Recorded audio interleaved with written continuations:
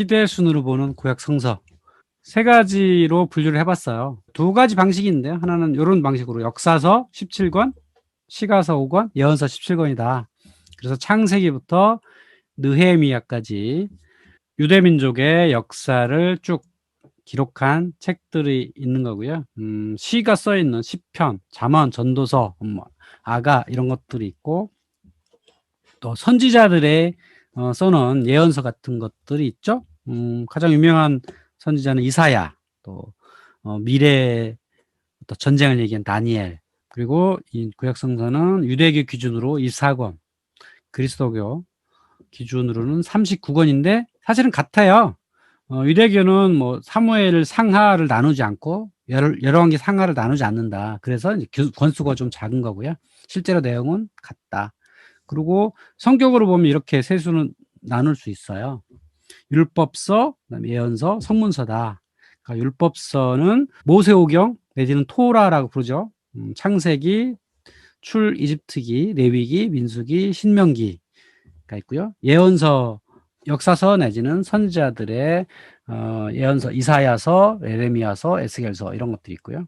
또 많은 선지자들이 예언서를 남겼고요. 또 성문서들이 있습니다. 시편, 잠언, 욥기, 아가 뭐 이런 것들이 구약 성서를 이루고 있습니다. 성서는 어떻게 만들어지게 되었는가를 한번 보겠습니다. 히브리 성서, 유대인들이 자신들의 언어인 히브리어로 기록한 것이 히브리 성서인데 아마 전설적으로 내려온 이야기들이 있었겠죠. 우리는 모세의 뭐 출애굽기 이야기, 아브라함의 이야기 같은 것들이 전설적으로 입에서 입으로 구전으로 내려오다가 기원전 583년에 바빌로니아의 느부갓네살이 유대 지방을 침공해서 유대인의 많은 사람들이 바빌론으로 끌려가죠. 거기서부터 아마 이 히브리어 성서가 기록된 것으로 역사가들은 이야기하고 있습니다. 그러다가 요 사람들이 이제 바빌론 유수를 끝내고 유대 지방으로 돌아오죠. 시간이 지나면서부터 고대 히브리어를 읽을 수 있는 사람이 점차 줄어들었어요. 그러다 보니까 뭔가 이 후계자들한테 읽을 수 있는 것들이 필요하거든요. 그래서 히브리어 성서를 요 기록물을 헬라어로 번역을 해야 된다라고 하는 필요성이 생기게 된 거죠. 왜 그러냐면 당시에 요 동지중해 지방을 점령했던 사람들은 그리스인들이었던 거죠. 그래서 그들이 쓰고 있는 말을 흔히 헬라어 코이네라고 그래요. 코이네 표준어란 뜻이에요. 그 헬라어가 그 지역의 지배층들이 쓰고 있었고 그거를 이해할 수 있는 사람들이 굉장히 많았던 거죠. 그래서 이 히브리어 성서를 코인의 헬라어로 번역을 하게 되는데 그것을 흔히 70인역 또는 셉투아진트라고 불러요. 자, 그것이 이제 요 표로 보면 이렇습니다. 최초의 히브리어 기록본들이 쭉 있죠. 그러다가 예레미야까지 이제 맞춰요. 그리고 그 다음에 히브리어는 없는데 헬라어로만 기록된 시가 일부 있게 된 거죠. 예레미야 이후, 그러니까 바벨론 유수가 끝난 이후부터 헤롯 대왕 시절까지의 한 300여 년간의 이야기를 기록했던 게 헬라어 기록본이에요. 자, 이것이 있어요. 그러면 히브리어 기록본을 헬라어로 번역한 게 있고, 그 다음에 이 헬라어 기록본이 합쳐져 가지고 하나의 성서를 이루게 된 거죠. 그래서 히브리어 기록본이 헬라어로 번역된 거, 그 다음 헬라어 기록본이 있는 거, 이거는 주로 이제 캐톨릭에서 쓰는데, 요 헬라어 기록본, 그러니까 히브리어 기록이 없는 헬라어 기록본은 흔히 외경이라고 이제 불리죠. 그래서 라틴어로 번역된 불가타 성경은 히브리어 원래 있는 원본이 있고 그걸 헬라어로 번역하는 거 플러스 토비트, 유디트, 뭐 솔로몬서, 바룩서, 마카베오서 이런 것들이 있어요. 예레미야 편지 이런 것들을 외경이라고 불러. 요거는 캐톨릭에서 주로 사용이 됐었던 거죠. 그러니까 원래 히브리어가 있는 히브리어 기록이 있는 것들은 요즘에 개신교나 정교회에서 사용하는 거고요. 히브리어 기록이 없는데 헬라어로만 오로지 기록된 것들은 외경이라고 불린다. 그래서 요 외경에 있는 내용들이 16세기에 이런 그림으로 많이 그려지게 돼요. 그 이유는 이게 종교개혁 때문에 캐톨릭에서 저 개신교들의 어떤 대항하기 위한 어떤 관점에서 이런 외경에 있는 것들을 이제 그리게 되는데 카라바조 같은 화가들이 많이 이런 그림들을 남기게 된 거죠. 그래서 우리가 잘 모르는 장면들이 많이 있다. 그런 건 저건 외경에 있는 내용이구나. 이렇게 이해하시면 됩니다. 자, 그러면 기독교의 원조는 유대교죠. 그래서 유대교가 탄생한 이야기를 우리가 할 수밖에 없는 거죠. 성서 이야기를 중심으로 한번 이야기를 풀어나가도록 하겠습니다. 요 유대교가 탄생한 지역은 흔히 서양 문명의 발상지라고 하는 비옥한 초승달 지대라고 할 수 있습니다. 이것을 헨리 브레스테드라고 하는 역사가가 명명한 건데요. 흔히 메소포타미아 지역이라고 하는 불리는 그곳과 시리아, 즉 오늘날 레바논, 이스라엘, 이집트까지 요 지역을 흔히 비옥한 초승달 시대라고 부릅니다. 근데 이 초승달에 또 의미가 있어요. 지금 여기 중동 지방이잖아요. 그러니까 초승달 이슬람이 지배한 곳이다. 이런 뜻도 가지고 있습니다. 자, 그곳에서 인류에 가장 큰 영향을 준 유일신 사상이 탄생을 하게 되는 거죠. 그래서 여기 나오는 유명한 지명들이 바빌론, 하란, 가나안, 애굽 또는 이집트 지역이라고 할 수 있죠. 이곳에서 사상들이 만들어지게 된 건데요. 우리 창세기에 여러 가지가 있죠. 신께서 6일 동안 천지를 만드시고 하루를 쉬었다. 그리고 거기서 아담을 창조했고 하와가 나왔고 그 하와가 에덴 동산에 살고 있었다. 그러면 그 에덴 동산은 어디냐? 그 힌트가 창세기 일부 나와요. 어떤 문구가 있냐면 강 하나가 에덴으로부터 나와서 동산을 적시고 거기로부터 갈라져 네 줄기의 원류가 되었다.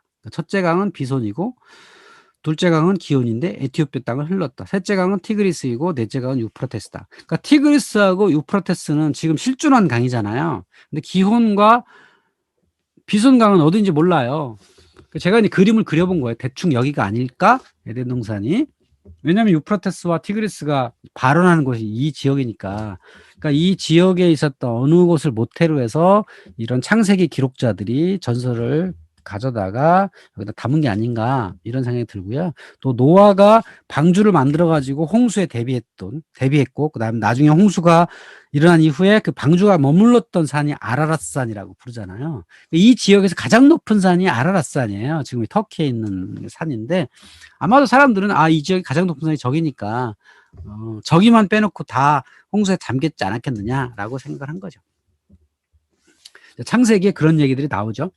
또 창세기 가장 중요한 장면 중에 하나는 믿음의 조상 아브라함이 이동하는 거죠. 그래서 이 여호와의 명에 의해서 내 고향과 친척과 아비의 집을 떠나 내가 장차 보여줄 땅으로 가거라. 나는 너를 더 큰 민족이 되게 하리라. 그래서 갈대아 우르에 있는 아브라함의 아버지한테 명령을 내려가지고 거기서 하란으로 이동을 하고 그 하란에서 가나안까지 가는 이런 과정인 거죠. 그래서 하란이라는 곳은 지금의 터키 지역에서 실제로 있는 곳이에요. 이 문명의 교차로서 아주 유명한 곳인데 지금의 우르라고 하는 곳이 지금 그 바빌론 지역 남쪽에 있는 것이 우르라는 문명이 있던 곳인데 과연 그곳이 아브라함의 출발지였는지 잘 몰라요. 근데 어쨌든 어떤 우르라는 곳에서 하란까지 가고 하란에서 가나안까지 이동을 했다. 어떤 민족이 이렇게 이동을 했다. 이렇게 생각할 수 있겠죠. 이 아브라함이 남겨진 아주 유명한 사건은 아들 이삭을 야훼에 바치려고 하는 사건이죠.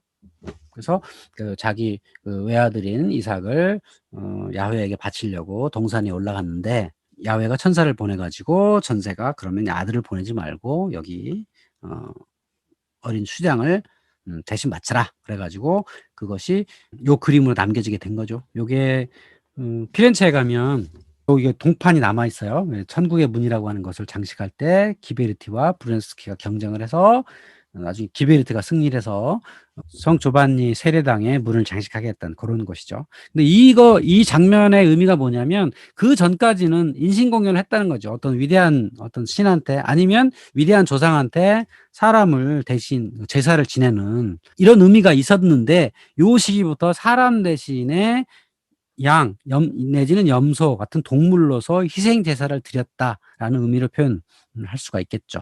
그러니까 예전엔 사람은 인신공연 많이 했죠. 뭐 순장이란 것도 있었고 이런 문화가 있었다가 어느 순간부터 그것이 이제 바뀌어 나가는라고 할 수 있죠. 그러니까 이렇게 사람을 제사를 지내면 죄를 사해 주는 것. 그 나중에 기독교가 되면 예수라는 존재가 십자가에 못 박힘으로써 인간의 모든 죄를 대속했다라고 하는 게 이런 아브라함의 이야기랑 연결이 되는 겁니다. 두 가지를 다 이해해야지 이게 어떤 의미가 있다는 것을 우리가 알 수 있죠. 과연 예수가 십자가 못 박혀 죽은 게 과연 인간이 갖고 있는 모든 죄를 대속한 것이냐? 당시 이 사람들은 그걸 이해한 거죠. 사람을 번제물로 드렸다고 하는 거, 이런 것들이 의미가 있다고 하는 겁니다. 근데 요 아브라함이 이삭을 바친 시대부터 사람 대신에 동물을 드렸다. 동물 제사를 쭉 유대교에서는 드려왔던 거죠.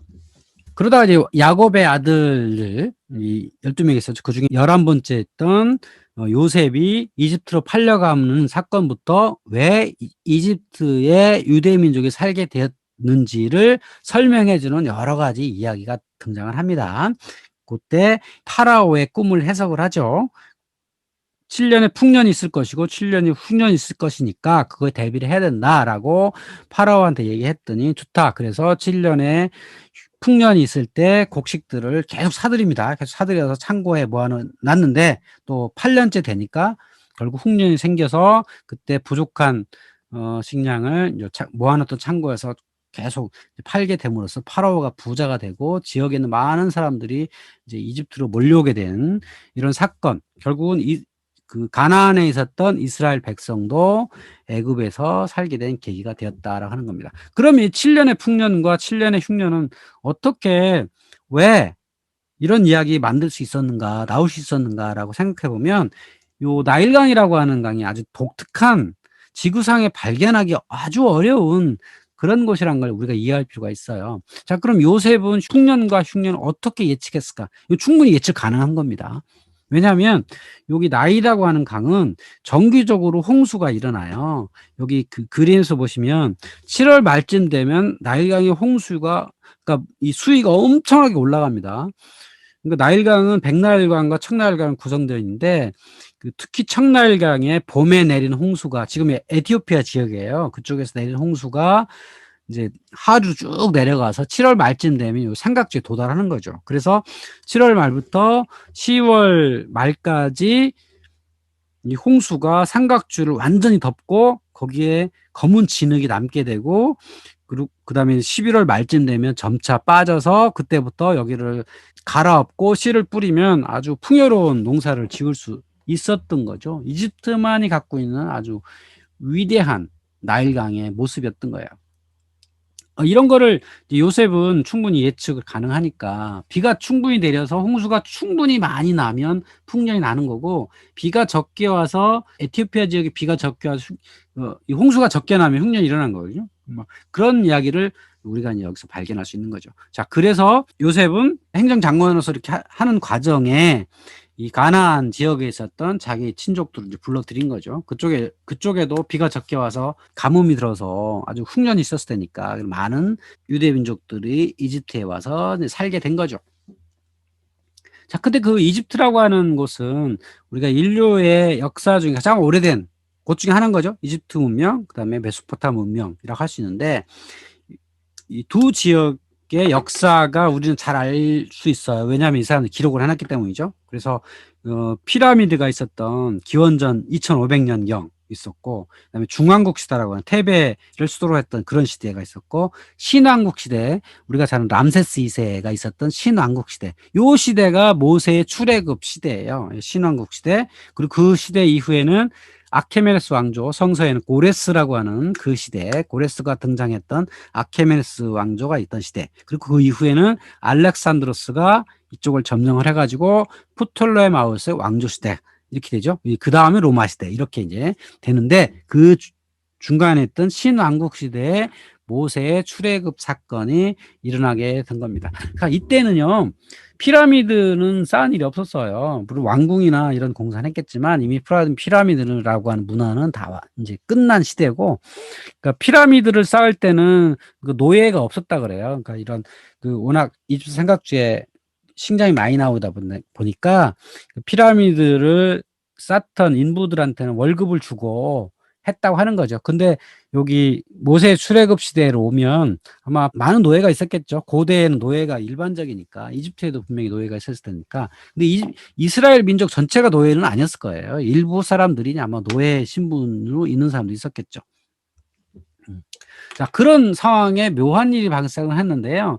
유일신 숭배 조짐이 탄생을 해요. 그게 아케나톤이라고 하는 어떤 파라오가, 아톤이라고 하는 태양신을 모시는 유일신 운동 같은 걸 해요. 왜 그러냐면 이런 다신교 사회에서 사제들이 점점 힘이 세지니까 그 사제들의 힘을 누르기 위해서 모든 신들 중에서 오로지 태양신만 우리의 가장 중요한 신이다. 그러면서 이 아크나톤과 그 왕비 네페르티티가 신도시를 만들어 가지고 거기에 따로 어떤 그 새로운 뭐 체제를 만들죠. 나중에 콘스탄티노플이라고 하는 도시를 만들어서 기독교 체계를 융성하게 했던 콘스탄티노스와 같은 어떤 행위를 합니다. 그러면서 이런 유일신이라고 하는 문화가 생겼던 것. 그러니까 유일신이라고 하는 건 정말 이 시대, 이 지역으로 오면 정말 획기적인 거예요. 그냥 다신교 문화가 일반적인 거죠. 가장 중요한 태양신, 뭐 강해신, 온갖 잡신들이 있는 시대에 오로지 하나의 신만 모셔야 된다고 하는 체제가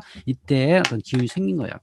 그때의 사건이 바로 모세와 유월절 사건인 거죠. 그러니까 모세라고 하는 이제 유대 지도자가 이제 탄생을 해가지고 이 사람이 지금 노예로 일하고 있는 이스라엘 민족들을 이 이집트에서 좀 탈출을 시켜냈다. 이런 마음가짐이 먹는 거죠. 그래서 요 모세가 그 파라오한테 우리를 좀 나가게 해달라 여러 가지 요구를 하고 하는데도 뭐 들어주겠습니까? 노예인데 뭐 노예는 사실 돈 주고 거래할 수 있는 물건이기 때문에 그냥 나가게 할 수 없는 거죠. 그래서 이 모세가 여호와의 힘을 얻어가지고 이 이집트 지역에 어떤 피해를 주게 되죠. 첫 번째 태어난 존재들을 죽이게 하는, 사람이든 동물이든 맨 장자들을 죽이게 하는 사건이 나오죠. 근데 이스라엘 백성들의 장자들은 살려두도록 하는 게 바로 문설주, 상인방, 문의 위에를 상인방이라거든. 상인방에다가 양의 피를 바르면 거기는 이스라엘 백성의 집이니까 여기에 장자들은 죽이지 말겠다라고 하는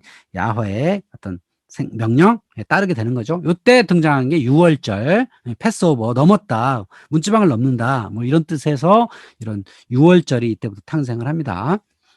그래서 유대력 니산월, 이게 니산월 뭐냐면 유대력이나 페르시아력이 같아요. 춘분이 1월 1일이에요. 그러니까 춘분의 기준으로 그러니까 연을 따졌던 거죠. 그래서 유대력 니산월의 14일은 여호와의 유월절이다. 그 유월절에는 이런 좌우문설주 상인방에 피를 바른다. 요때부터 유월절이 탄생을 하게 된 거고, 그 유월절 전날에 예수의 십자가 사건이 발생을 하거든요. 그러니까 당연히 부활절은 언제? 유월절 다음 날인 거죠. 이렇게 부활절 날짜가 유월절 때문에 결정이 되게 된 겁니다. 그리고 이스라엘 백성들은 이날 무교병, 무효병이라고 부르기도 하죠. 효모가 없는 빵, 이거를 먹게 되는 일이 바로 유월절이라고 할 수 있죠. 그러니까 모세가 이스라엘 백성들을 데리고 애굽 또는 이집트에서 가나안으로 가는 사건, 출애굽이라고 표현하는 엑소더스라고 하는 문화가 생기죠. 뭐 재미있는 이야기들이 많죠. 홍해를 지나가는데 홍해가 갈라져서 이스라엘 백성들은 지나갔고, 백성들이 다 지나간 다음에 이 애굽의 군사들이 쳐들어왔는데 그거를 물이 딱 닫혀가지고 애굽의 군사들이 뭐 멸절을 했다더라, 뭐 이런 이야기들이 창세기에 많이 기록됩니다. 그리고 모세와 이스라엘 백성들은 시나이 반도라는 광야를 40년간 헤매며 살게 되는데 그 중에 중요한 사건이 있죠. 시내산 또는 호렙산 근처에서 무리가 머물고 있을 때 모세가 산 위에 올라갔다가 야훼의 율법을 받고 내려오죠. 유대교가 성립되는 사건. 이스라엘 백성한테 율법을 주는 아주 중요한 사건이죠. 너희 하느님은 나 야훼다. 바로 내가 너희를 이집트 땅 종살이 하던 집에서 이끌어낸 하느님이다.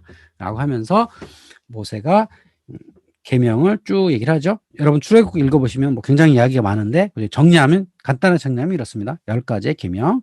너희는 내 앞에서 다르지는 모시지 못한다. 너희는 어떤 것이든지 그 모양을 본떠 새긴 우상을 섬기지 못한다.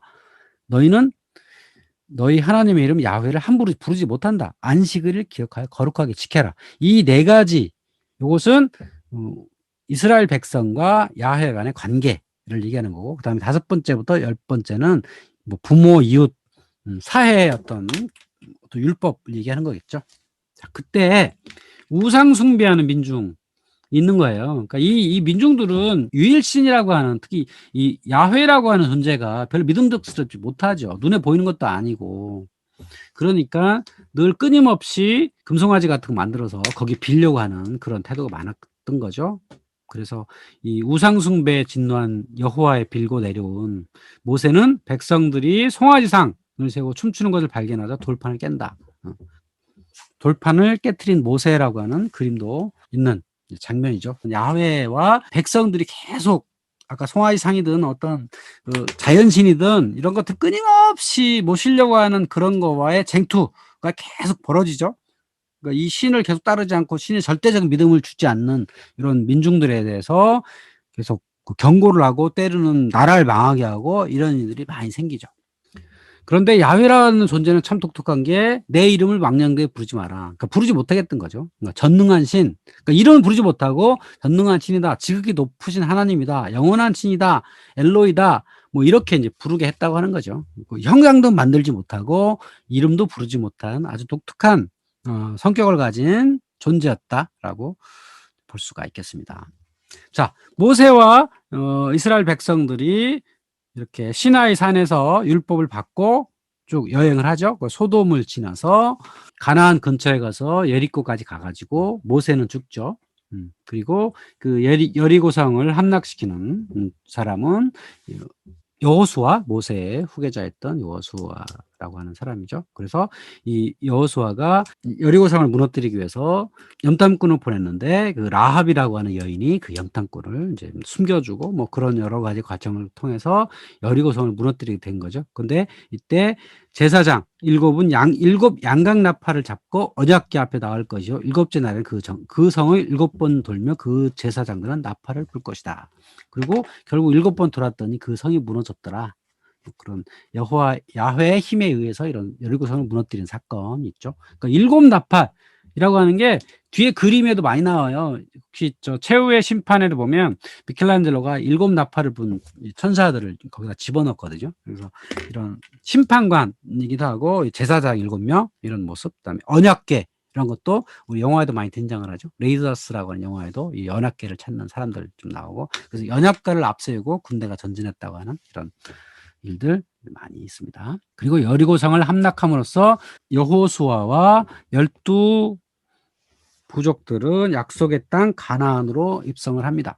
자, 그런데 이 가나안이라는 게 젖과 꿀이 흐르는 땅이라고 알고 있잖아요. 근데 실제로 보면 젖과 꿀은커녕 풀 포기도 잘 안 나는 그런 곳이죠. 도대체 이게 어떻게 젖과 꿀이 흐르는 땅이냐? 자, 그러면 이거를 좀 설명이 필요해요. 이 가나안이라는 것을 오늘날의 이스라엘이라고 하는데 한정 지으면 안 된다는 거죠. 그러니까 오늘날의 이스라엘은 그냥 20세기에 형성된 이스라엘 뿐이고 가나안이라는 것은 국경이 사실 없는 거죠. 그래서 대략적으로 조금 더 넓혀서 지금 사해에서부터 저기 레바논 산지까지 좀 넓게, 아니면 시리아의 다마스커스까지, 다메섹이라고 부르는 그 지역까지도 가나안으로 볼 수 있는 거죠. 좀 더 넓은 의미에. 그리고 이쪽 남쪽 지방은 여기 젖과 끓인 땅 이 그림에 보면 아주 척박한 광야지대가 있지만 여기 갈릴리 호수 부분만 가도 초원이 굉장히 많거든요. 그러니까 목축하기에 굉장히 좋은 의미다, 좋은 땅이다, 이런 의미로 보시면 돼요. 그리고 사실 젖과 꿀이라는 건 젖은 목축이잖아요. 꿀은 벌꿀. 그러니까 당시에 그 사람들이 실제로 먹던 그런 음식을 얘기하는 거죠. 목축을 했다. 그다음에 살기 좋았더라. 이런 곳이 그 지역으로 보면 상당히 좋은 땅이니까. 젖과 꿀이 흐르는 땅이 그런 의미다. 여기 지도에서 보시면 강우량이 800mm 이상이 되면 농사도 가능해요. 그러니까 200mm 이상이 돼야만 목축이 가능한 거고요. 200mm 이하면 사막이고, 그러니까 사해 중간에 요 밑에는 이제 사막지대고, 여기 강우량 200m부터 800m 요 사이에는 목축이 가능한 지역이고, 강우량이 800m 넘어가면 밀 같은 걸 심을 수 있는 이런 곳이 있었던 거죠. 그리고 중앙에 산지가 있어가지고 산지의 서쪽 사면은 비가 어느 정도 내리기 때문에 농사도 가능했던 그런 곳이라고 이제 할 수 있습니다. 물론 우리가 사는 동아시아랑 비교해 보면 상당히 척박한 건 분명한데 이 지역 전체를 보면 그리 나쁘지 않은 그런 땅이라고 할 수 있습니다. 물론 여기 200mm가 안 되는 남쪽에는 사막도 있고, 그다음에 사해와 예루살렘 사이에는 비가 전혀 내리지 않는 광야지대도 있고, 안 좋은 땅도 물론 있죠. 자, 그걸 이제 지형적으로 분석해 보면 이래요. 유대 산지가 지금 예루살렘에 있는 유대라고 하는 곳이 해발 800m, 900m 이런 이제 언덕 위에 도시가 있거든요. 그래서 이 지중해에서 항상 이제 서풍이 불면 이 언덕 서면 비가 내리죠. 특히 겨울에 11월부터 3월까지 비가 내려요. 그때 비가 내림으로써 이 서쪽 지역은 목축이라든지 이런 농사를 할 수 있었던 거죠. 그래서 그러니까 지리적으로 보면 맨 바닷가에 보면 여기를 블레셋 사람이 살았던 블레셋 평야가 있고, 그 블레셋 평야 다음에는 평지. 그러니까 성경에 보면 평지라는 단어가 굉장히 많이 나와요. 평지. 근데 사실 완전한 평지는 아니고 약간 언덕인데 여기를 흔히 셰펠라예요. 그러니까 아예 유대 산지와 비교해봐서 평지라고 하는 거고요.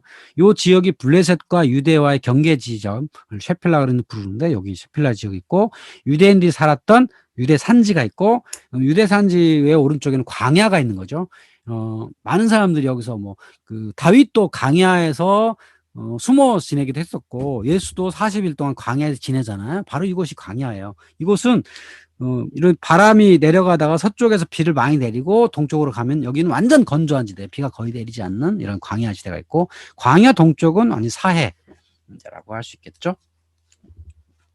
이스라엘은 이런 우리와 많이 다른 이런 독특한 지형을 갖고 있는 거죠. 자, 요 땅을 지도로 더 보시면 이렇습니다. 12지파가 점령한 약속의 땅은 이래요. 여기 유다 지파, 녹색으로 된 유다 지파가 있고요. 그 위에 베냐민 지파가 중간에 있고, 에브라임 지파 이렇게 있고, 여호수아가 처음에 여기를 점령을 할 때 여기 원래 살던 사람이 있었을 거 아니에요. 여기를 가나안 족속들이 원래 살고 있었어. 원주민들이 있었는데 이스라엘 민족들이 여기를 들어가서 여기를 점령을 해서 차지한 거죠. 그러면서 12부족들이 각 지역을 하나하나 이제 갖게 된 겁니다. 그리고 바닷가에는, 해안 지방에는 팔레스타인 사람들이 있었던 거고요. 요 팔레스타인 사람들은 기원전 12세기경에 아마도 크레타나 이런 지역에서 해상 민족이었는데 이 지중해 동부를 공격했던 그런 사람들이 여기 팔레스타인. 그래서 이 지역을 팔레스타인이라고 부르잖아. 이것도 로마인들이 팔레스타인 사람들이 사는 땅 해서 팔레스타인이라고 부른 겁니다. 그러니까 유대인들은 절대 팔레스타인 부르질 않죠. 오른쪽에 이제 지도를 보시면 좀 더 자세하게 보면 이렇습니다. 중간에 유다 산지가 있죠. 유다 산지는 예루살렘이 있고 유다 산지예요. 해발 800m, 900m 산지가 있고, 거기 오른쪽에는 비가 내리지 않는 유다 광야가 있고 사해가 있고, 이제 여기 오른쪽에는 모압, 아래쪽에 에돔, 암몬, 길르앗, 바산 이렇게 있고, 지도 위에 맨 위에는 골란고원이 있고, 골란고원에서 흘러내리는 물이 모이는 갈릴리 호수가 있고, 호수에서부터 사해까지 긴 강이 있는데 그걸 요단강 있죠. 그 골짜기가 있고요. 이 갈릴리 호수부터 사해까지는 이게 이게 지구대라고 그래요. 그러니까 지각 변동에 의해서 점차적으로 멀어지고 있는, 그럼 점점 깊어지는 곳이도, 이 깊은 곳에 물이 고여가지고 생긴 호수가 사해와 갈릴리 호수인 거죠. 근데 지금 이쪽이 워낙 건조하다 보니까 물이 증발량이 높아서 사해는 점차 소금 호수가 됐고, 소금 농도가 점점 높아지고 지금도 이제 수위가 점점 낮아지고 있다 그러죠. 지구상에서 가장 낮은 지대에 있는 게 사해죠. 그리고 서쪽에 보면 셰펠라가 있고, 그 바닷가에 블레셋이 살고 있던 블레셋 평야가 있더라. 이게 이제 이스라엘의 아주 독특한 특징이라고 할 수 있습니다. 자, 그러면 제가 이제 이 그리스도교 탄생 전에 유대 역사를 표로 한번 정리를 해봤어요. 자, 출애굽과 광야 시대, 모세가 있었던 그 시대, 그 다음에 시나이 반도에서 40년 동안 떠돌이 생활하던 그 시대. 그러니까 이 시대는 대략 기원전 1500년부터 한 1200년까지가 이때 모세 시대다. 그리고 그 후계자인 여호수아가 가나안 지역을 점령하기 시작해서 한 150년간 가나안을 차지하던 그 정복 시대. 그러고 나서 사사 시대라고 있죠. 사사기라고 하는 책이 있잖아요. 그 사사라고 하는 건 그냥 군사 지도자를 의미해요. 그래서 여기서 기원전 1200년부터 1030년경까지 통일된 왕이나 이런 거 등장하기 전에 부족장 수준의 이런 사람들이 있었던 시대를 사사 시대라고 하고요. 그러다가 왕들이 탄생을 하죠. 사울왕, 그다음에 다윗왕, 솔로몬왕이 생길 때의 왕정, 그리고 솔로몬왕의 아들이 분열돼서 남유다와 북이스라엘이 등장하고 있었던 분열시대, 남유다가 멸망을 하는 기원전 597년부터 538년까지의 바빌론 노예시대, 그리고 538년 이후에 바빌론의 포로로 살던 사람들이 가나안으로 돌아와서 살다가 왕정이 하나 생기죠. 마카베오라고 하는 왕조가 생겨서 헤로드 왕까지 이어지는 요 시대가 있을 수 있겠죠. 이게 정리해본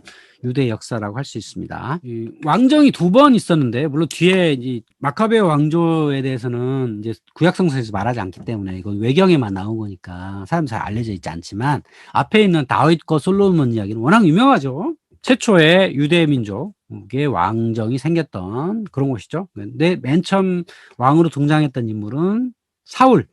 기원전 1030년부터 1010년까지 20년 동안 왕으로 있었던 사람인데, 이 사람의 작은 지파 베냐민 출신이었다. 그리고 용모가 준수하고 키가 매우 컸다. 제사장 사무엘의 주도하에 12지파의 추대로 지도자가 되었다. 그러니까 그 전까지는 다 그 지파별로 그냥 개별 부족들이 있었다면, 사울이라고 하는 용모가 뛰어나고 키도 크고 싸움을 잘하는 이 사람을 모셔가지고 전체 통일된 나라 한번 만들어보자 라고 하는 시도가 사울부터 있었던 거죠. 그때 등장한 사람이 다윗이죠. 이때 블레셋과의 싸움이 굉장히 치열했던 거예요. 이 블레셋을 물리치기 위해서 사울이 굉장히 노력을 많이 했는데, 이때 이 다윗이라는 사람이 나오고, 그러다가 이 블레셋과의 전투에서 아들 요나단과 함께 사울이 사망을 하죠.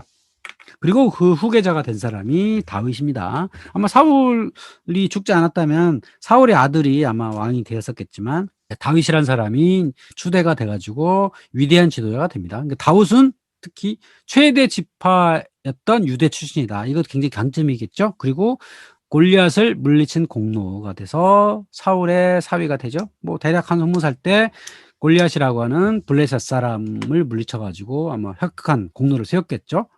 그러니까 이런 사람은 당연히 사위를 삼아야죠.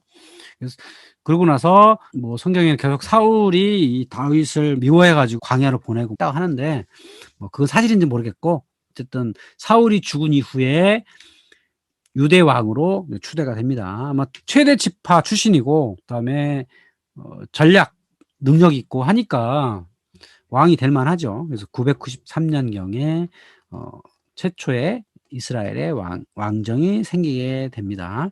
그리고 이 사람의 업적은 신의 언약궤를 예루살렘으로 옮기고, 그다음에 제사 제도를 정비했다. 그럼으로써 유대교의 기틀을 다졌고, 가장 큰 업적은 블레셋을 평정했다는 거죠. 블레셋이라는 해안 평야를 평정함으로써 그때까지의 가장 큰 고난거리였던 블레셋을 이스라엘 민족의 영역을 했다는 거, 굉장히 큰 거죠. 그래서 골리앗과 싸움은 정말 길이 남을 명장면이라고 할 수 있겠죠. 그 아들은 솔로몬이죠. 그런데 솔로몬은 정상적인 왕위 후계자가 아니었다는 거죠. 왜? 이 솔로몬이라는 사람은 뭐 정실 부인의 아들도 아니었고, 유부녀 밧세바의 넷째 아들이었으니까 딱 보면 가능성이 별로 없잖아요. 그러면 과연 어떤 일이 있었을까 우리가 상상해 볼 수가 있죠. 그때 아주 유명한 장면, 밧세바라고 하는 여인이 등장을 하죠. 이 밧세바라는 여인은 우리아라고 하는 헷족 출신 장수였는데, 그 장수의 아내인 우리아가 너무 아름다우니까 취해서 자기 뭐 첩으로 삼고, 우리아는 전쟁터에 보내가지고 죽게 만들었다라고 하는 사건이죠. 자, 그렇다면 솔로몬은 어떻게 왕위에 오를 수 있었는가? 이 사건 한번 쭉 읽어보면, 다윗도 후계자 문제가 순탄치가 못 됐던 거예요. 그러니까 압살롬이라고 하는 아들이 자기 형을 죽이고 반란을 일으키죠. 아마 무슨 일이 있었는지 모르지만 제가 보기에는 밧세바 때문이지 않았을까. 수많은 역사 속에서 왕이, 특히 다윗이 오래 살았기 때문에 오래 산 왕이 자기 장자를 아들로 삼지 않고요, 특히 첩의 아들을 그 후계자로 삼으려고 하는 사건이 굉장히 많아요. 아마 그런 게 아니었을까. 밧세바라고 하는 해촉속 출신의 여인이 아마 파워가 꽤 있었겠죠. 그러니까는 그 후계자로 솔로몬을 지명을 하게 되고, 솔로몬을 지명하니까 당연히 압살롬은 거기에 반발할 수밖에 없고, 이런 반역 사건이 일어나게 되는 거죠. 그리고 솔로몬이 또 후계자로 되는 상태에서도 형인 아도니아를 처형하는 이런 일들이 또 있었기 때문에 된 거고, 결국 또 그거 결과물이 뭐냐면 솔로몬이 아내가 1000명이 있었다고 나오죠. 1000명이 있었다는 건 그냥 많다는 뜻이에요. 굉장히 많았는데, 그 많은 이유가 뭐냐면 또 이 왕위를 안정시키기 위해서 여러 주변 나라들과의 정략 결혼을 많이 하는 거죠. 나온 여기 그 기록된 사건은 이집트 왕 바로의 딸과 결혼했다. 아마 주변에 12부족에 있는 리더들의 어떤 딸들과 또 많이 정략 결혼을 했겠죠. 결국은 그 결과가 뭐겠어요? 솔로몬이 죽은 다음에 분열이 일어날 수밖에 없는 거예요. 자연스럽게. 근데 솔로몬이 했던 뭐 유명한 아주 최고의 업적은 예루살렘 성전을 건축한 것이죠. 그래서 성전은 60규빗, 너비가 20규빗, 높이가 30규빗이다. 길이 30m, 넓이 10m, 15m의 신전을 만든 거죠. 신전. 그러니까 신전 안에 들어가서 뭔가 하는 게 아니고 밖에서 신전이라고 하는 이렇게 멋있는 건축물 이거를 신에 바치는 그거죠. 그리고 이 지붕은 삼나무로 장식을 했다. 이런 게 상에 보면 이렇게 나오죠. 그는 성전 안쪽 벽을 성전 바닥부터 천장까지 백향목 널판으로 둘렀고 성전 마루는 잣나무 덜판으로 덮었다. 그 성전은 그냥 이제 모양을 멋있게 만드는 거예요. 근데 이때 등장하는 게 레바논산 백향목이죠. 그 레바논은 그 지역에 그 레바논 산맥이 있는데 그 산맥에 자라는 백향목이 동지중해 지역에서는 거의 구하기 어려운 최고의 목재였던 것이요. 그래서 이 지역의 많은 제후들이 이 백향목을 많이 노렸고 그중에 대표적인 인물이 솔로몬이었다라고 할 수 있겠죠. 여기 그림을 보면 여기 레바논이라고 하는 나라의 국기예요. 그 레바논 산맥 밑에 있는 레바논은 이 국기에다가 이 백향목을 집어넣을 정도로 역사적으로 아주 유명한 목재였던 게 백향목이죠. 그 솔로몬이 처음 지었던 예루살렘 성전의 건축의 역사를 보면 이래요. 솔로몬이 최초의 성전을 세우죠. 그 제1성전을 부르죠. 그러다가 이 성전은 신바빌로니아의 느부갓네살이 침입함으로써 파괴가 됩니다. 그리고 제2성전은 바빌론 포로 갔다가 돌아온 스룹바벨의 지휘하에 건설되어 가지고 있다가 기원전 2세기에 폼페이우스의 공략에 의해서 파괴되고요.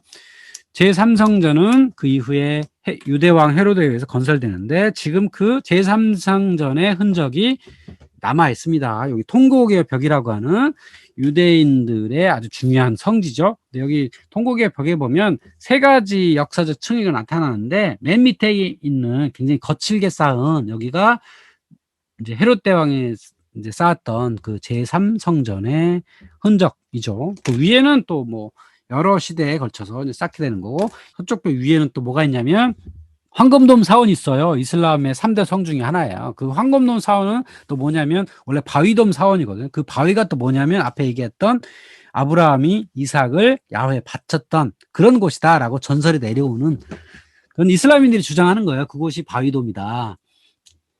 거기에 이제 성전을 세운 거죠. 이슬람이라고 하는 종교도 아브라함을 종교의 시조로 모시는 그런 유대교, 기독교 공통의 주장을 모시기 때문에 그곳을 신성시하는 거죠.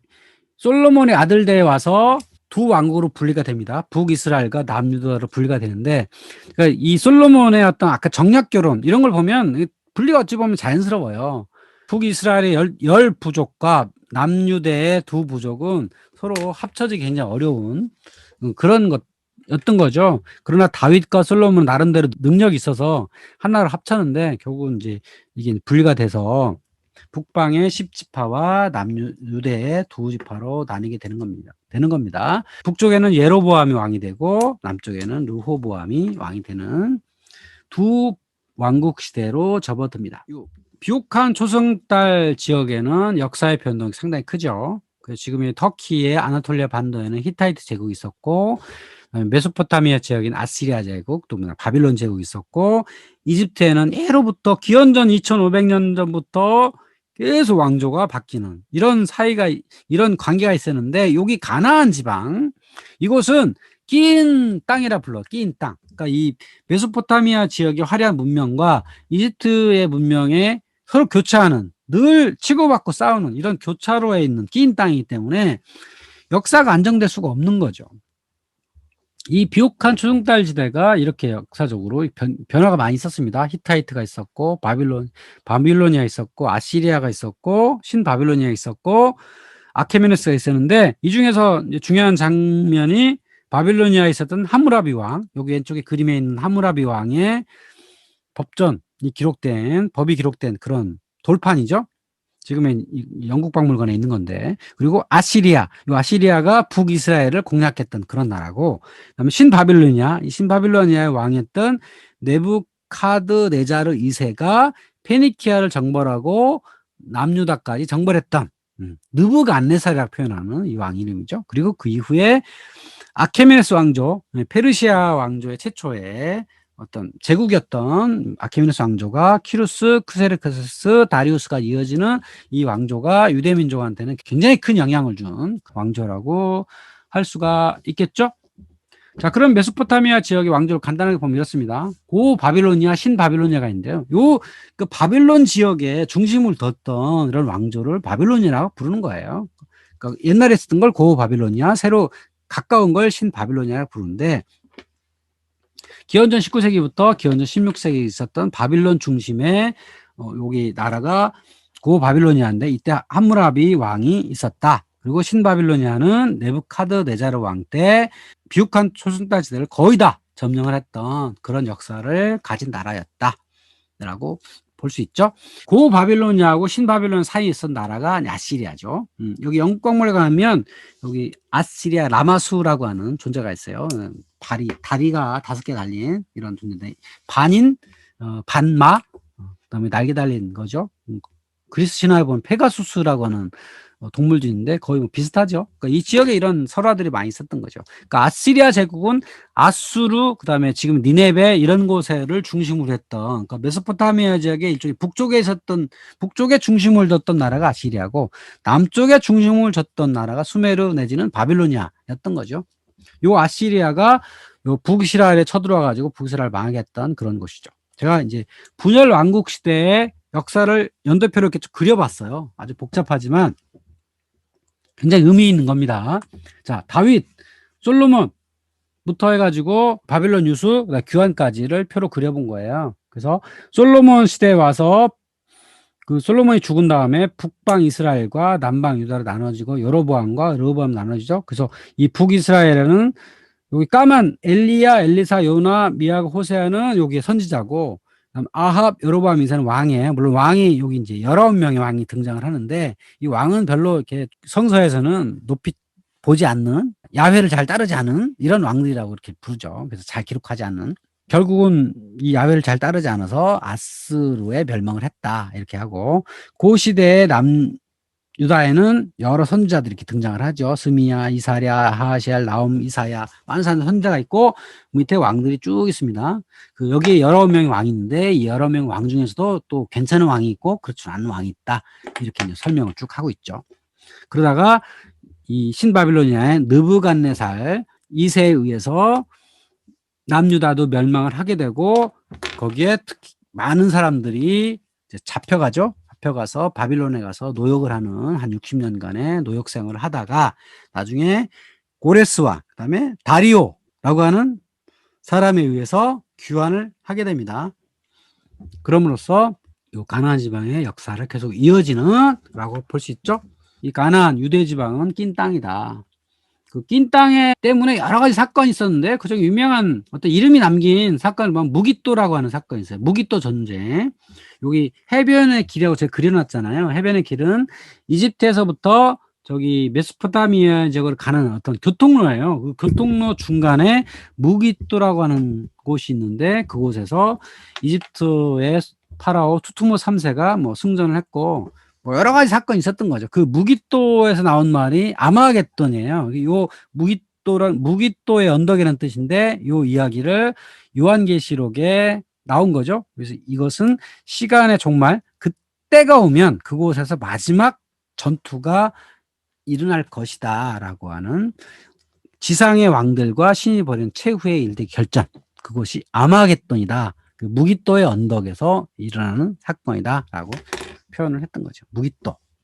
그리고 여기 아시리아가 침공함으로써 북이스라엘 멸망을 했는데, 그 멸망 사건의 중요한 건 북이스라엘에 있던 12지파가 다 사라집니다. 왜? 이 아시리아는 여기로 완전히 멸해버린 거예요. 남들 다 죽이고, 그리고 여기 살던 사람들을 그러니까 바빌론을 끌고 가기도 하고, 그러면서 여기는 빈 땅이 되니까 다른 지역에 있던 사람들을 이 북이스라엘에 와서 옮겨와 살게 돼요. 그래서 이 12지파들은 이때 완전히 사라지게 됩니다. 그 루벤, 스불론, 시므온, 무다셋, 단집, 뭐 아셀, 에브라임, 납달리 갓 지파 사람들이 모두 없어지게 된 거고, 남유다는 유다와 베냐민 지파가 쭉 살고 있다가 이 사람들이 나중에 바빌론으로 끌려가요. 끌려갔다가 다시 이 사람들이 돌아오거든요. 결국은 요 유다 지파와 베냐민 지파는 남게 되는데 요 유다 지파 때문에 유대인이라는 말이 이어지게 된 거죠.